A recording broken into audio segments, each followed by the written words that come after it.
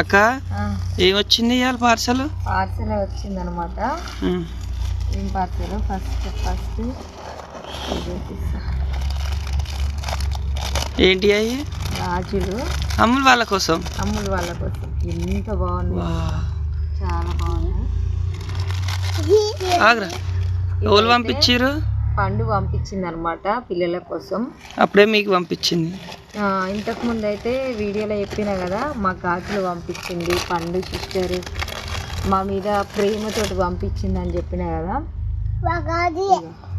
మీకేనా? చిన్నమ్మ అప్పుడు వేసుకుంది ఏంది?